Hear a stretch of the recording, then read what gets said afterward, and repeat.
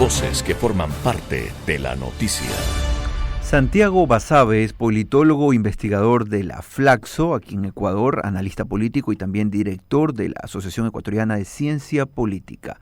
¿Sobre qué vamos a hablar hoy? Pues de la radiografía de los candidatos a la presidencia de la República. Santiago, buenos días, bienvenido. Hola, buenos días con la audiencia, un gusto estar con ustedes. ¿Es posible ir perfilando a los candidatos a estas alturas de esta pre-campaña, una campaña no declarada, según el criterio de la mayoría de los analistas? Estamos ya observando en recorridos a los candidatos, conociendo un poco sus propuestas. ¿Quién es quién en esta candidatura presidencial? Bueno, creo que el gran ejercicio de los medios de comunicación, de la opinión pública y sobre todo de la ciudadanía, no creo que es conocer quién es quién, porque esas caras son visibles, sino quién está detrás de esos candidatos. Eso me parece que es lo más interesante e importante de cara a buscar un mejor futuro para el país. Y cuando uno hurga de alguna manera en los candidatos, observa que hay intereses ocultos en algunos casos detrás, o actores políticos impresentables abiertamente. Entonces, me parece que este ejercicio es fundamental que se pueda realizar. A partir de varias investigaciones, entre comillas, previas que podemos hacer los ciudadanos, como una básica. ¿Quién financia tu campaña como candidato, por ejemplo? Una campaña cuesta mucha plata, muchos millones de dólares, mucha plata. ¿Quién quién tiene el dinero para financiar tu campaña? ¿Hay atrás un partido político que pueda sustentar? Hay un grupo empresarial, hay grupos que no responden a intereses necesariamente legítimos.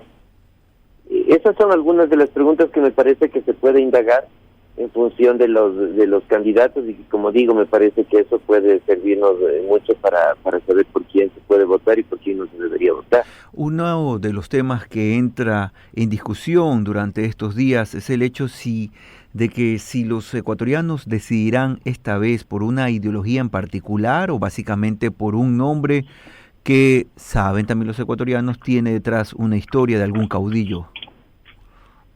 O sea, desafortunadamente el país, los ciudadanos, los votantes, no tenemos otra opción que escoger dentro de lo que hay, ¿entiendes? Y eso es triste, ¿no?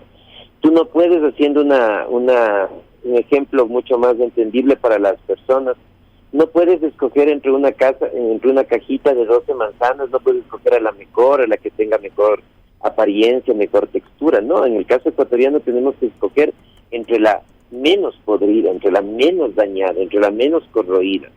No escogemos a los mejores, sino a los menos malos. Tristemente así, a ese nivel hemos llegado en la política del país, y al paso que vamos cada vez va a ser mucho más deteriorado, y me parece que la papeleta de los presidenciales da cuenta de eso, tristemente da cuenta de eso. No vamos a escoger al mejor, sino al que tenga los menores defectos políticos posibles.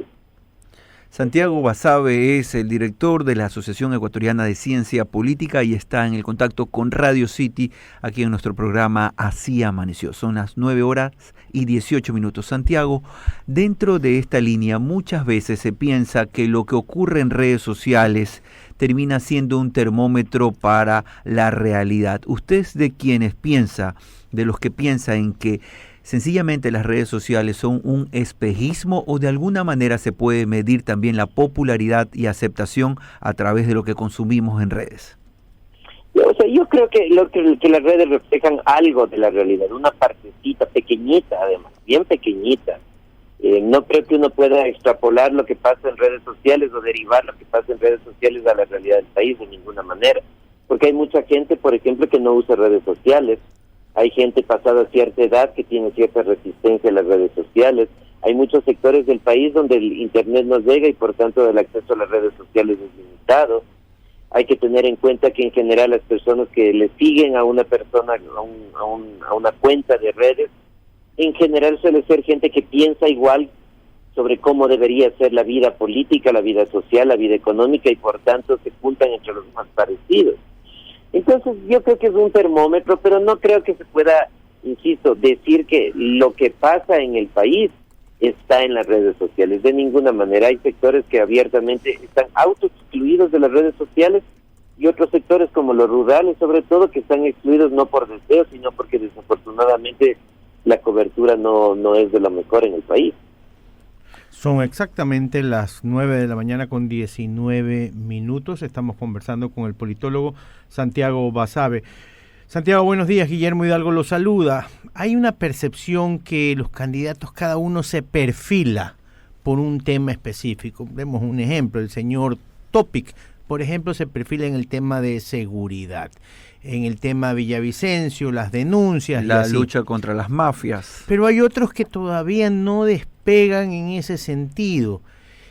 ¿Tienen tiempo para hacerlo? Y lo segundo, hay muy poco tiempo para gobernar, va a haber muy poco tiempo para empezar a gobernar. Es decir, casi que en ese año y pico el presidente de la República va a tener que gobernar desde el día 1. ¿Cree usted que ya no deberían estarnos mostrando los candidatos quiénes van a ser sus ministros? Porque también la gente debería votar por eso. Hola, gracias, Guillermo. Empiezo por tu segunda pregunta, que es excelente y que tiene que ver con esto, ¿no? Con lo que habíamos hablado inicialmente de quiénes están detrás. Valdría la pena que, ojalá esto se dé en el debate, cuestión que dudo mucho, que se indague un poquito más quiénes están atrás de los candidatos en el sentido que tú mencionas. ¿Quién va a ser su ministro de Educación, por ejemplo? ¿Quién va a ser su ministro de Política? De ¿Quién Salud? va a ser su canciller?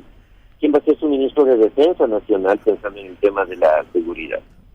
Y tengo absoluta seguridad, o bueno, no digamos absoluta seguridad, sino muy probablemente, para no ser así de tacantes, que la gran mayoría no tiene idea cómo eventualmente podría armar su equipo de gobierno, porque están esperando sentarse para ahí ver con quién cuentan. ¿Por qué? ¿Y por qué pasa esto? Porque no tienen partidos políticos atrás de ellos. No tienen gente atrás de ellos que los empuje en términos de asesoría especializada. Son actores únicos que por sí mismos decidieron ser candidatos, consultando fundamentalmente con la almohada, y luego buscaron algún partido que les preste el membrete electoral, en algunos casos teniendo como beneficio el partido el hecho de poner candidatos para asambleístas, y en otros casos abiertamente pagando por la candidatura. Así se hace la política en el Ecuador. A ese nivel de degradación hemos llegado. Entonces, eso, conocer quienes van a ser parte de su grupo cercano, no se conoce, y dudo mucho que se lo llegue a conocer. Y lo otro que mencionabas, que también es clave, es que para organizar un país se tiene que saber del tema de seguridad, por ejemplo, evidentemente, porque es un tema clave para el país, pero se tiene que saber de política, se tiene que saber de economía, se tiene que saber de educación, se tiene que saber de salud, se tiene que saber de muchas cosas. Estás eligiendo a un presidente de la República, no un ministro de seguridad, no un ministro del interior. O lo mismo puede pasar en educación, en salud, en lo que quieras.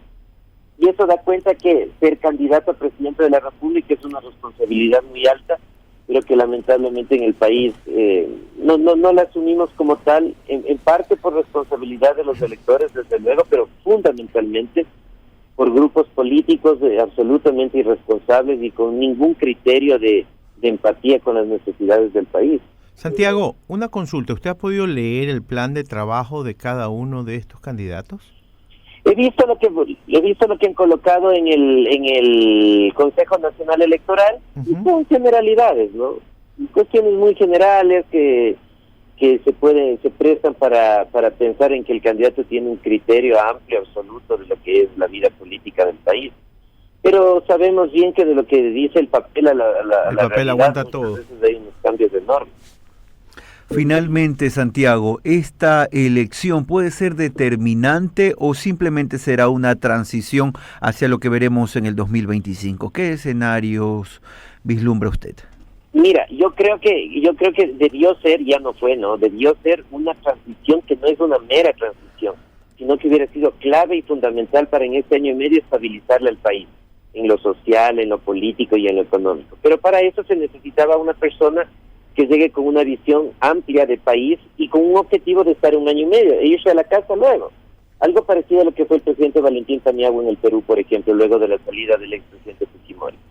Pero desafortunadamente los candidatos, sin excepción, o por ahí con alguna excepción, lo que buscan es utilizar el año y medio como trampolín político para la elección del 25, independientemente de cuál de los candidatos sea. Entonces lo que va a pasar es que será un año y medio de permanente campaña electoral, donde las decisiones claves para el país no se van a asumir porque el presidente, cualquiera de ellos, estará pensando más en su popularidad y en su posible elección en el 25 que en los intereses y en los temas fundamentales, que a veces esos temas fundamentales, tomar decisiones, no suelen ser populares. Así es la política. Entonces, tristemente, yo creo que nos vamos a ver abocados a una larga campaña electoral de año y medio de quien sea el presidente por este periodo de transición. Dios mío. Son las expresiones de Santiago Basabe, politólogo, investigador de la Flaxo, analista político, a quien agradecemos por estar estos minutos aquí en Así Amaneció. Son las 9:25.